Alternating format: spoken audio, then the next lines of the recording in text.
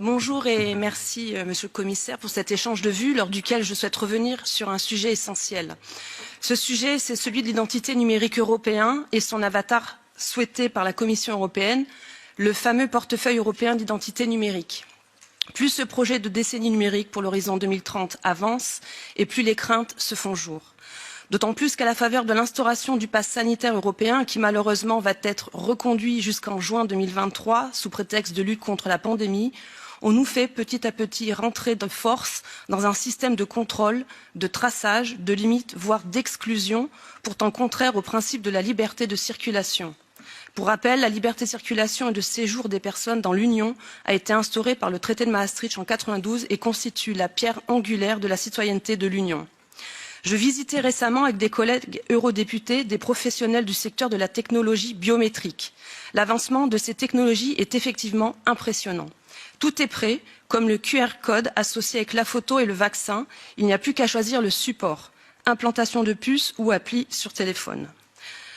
La biométrie permet donc l'identification et l'authentification d'une personne à partir de données reconnaissables et vérifiables qui lui sont propres et qui lui sont uniques. Et nous avons eu aussi de belles démonstrations de reconnaissance faciale ou de reconnaissance vocale et elles se sont voulues rassurantes.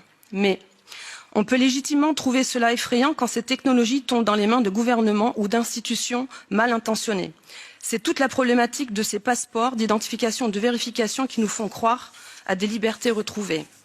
Le meilleur exemple de ces dérives est en ce moment en Chine, à Shanghai. J'invite mes collègues à lire cet excellent article sur les technologies biométriques et libertés individuelles à l'épreuve de la crise sanitaire de Dominique Desbois. Je vous lis juste un paragraphe. Ainsi, bien qu'elle puisse être entravée par le port du masque et de protection, la reconnaissance faciale actuellement promue par le régime chinois comme un outil de gestion sanitaire est également un outil de contrôle politique de ces minorités ethniques. Enfin, le gouvernement chinois poursuit en 2020 le déploiement de son système de crédit social. Les individus aux notes trop basses peuvent subir des restrictions quant aux possibilités de postuler à certains emplois, d'inscrire leurs enfants dans certaines écoles, voire de prendre des transports en commun.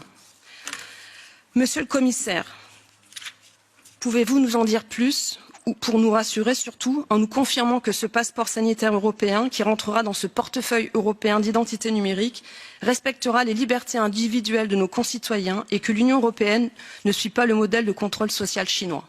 Je vous remercie.